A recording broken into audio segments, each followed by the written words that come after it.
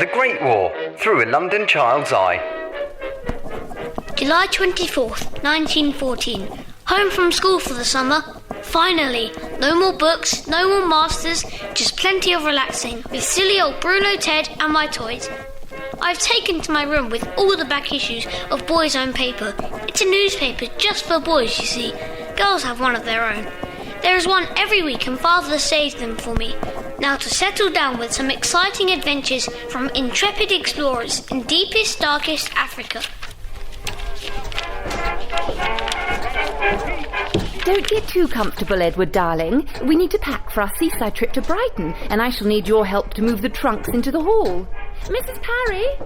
Mrs Parry, I don't suppose you have the faintest idea where Arthur stored the children's fishing nets, do you? They'll be in Edward's cupboards, I dare say, Mrs Hampton.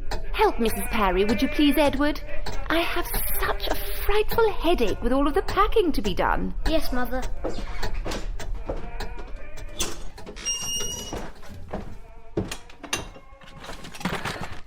There they are. Well, I hope you have wonderful weather for it.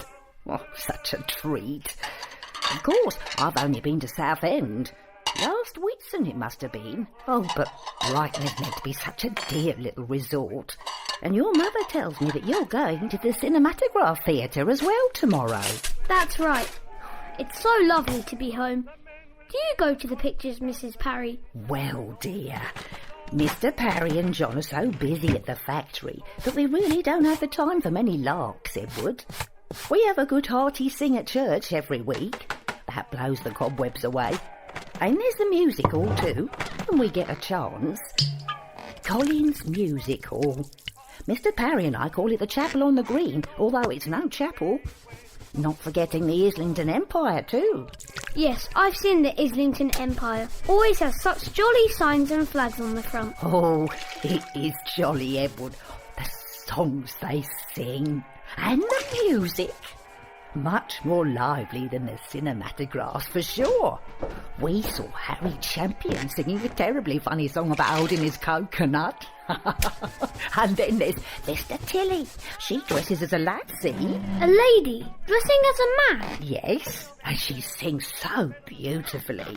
It would break a girl's heart. Comic songs, like Burlington Bertie. I'm Burlington Bertie from Bow. That sounds ever so funny, Mrs Parry. I wonder if I should ask Mother if we could go. Perhaps best not to. Some of the songs aren't, well, let's just say they're not right for children's ears. Father and I very much enjoyed the show at the new Empress Picture Theatre. It had us quite on the edge of our seats. One of the films was called Eugene Aram and was about a ghastly murderer, a bad lot who met a very sticky end. How we cheered at the finish. The rest of the show was full of little films about real things, interesting news from other parts of the world, like Ernest Shackleton, who is planning another expedition to the Antarctic, and even a piece about a real-life murder, that of the Archduke of Austria. Seems to have caused a great deal of upset. So, what do you think was the most memorable part of the show, Father? Well, I must say the news items, in particular about the Archduke of Austria being killed.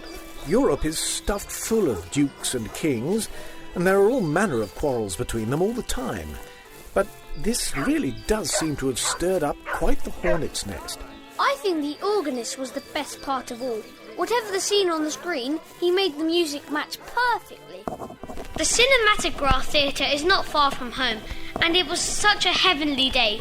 We walked back through the park. A fair was in full swing, and even Father was happy for us to linger a while. He even won on the coconut shy.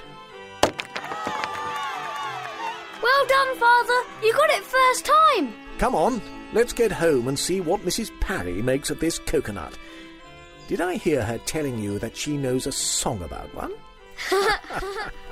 All in all, it has been a wonderful day, the start of a wonderful summer with heaps of more adventures to come. I cannot wait.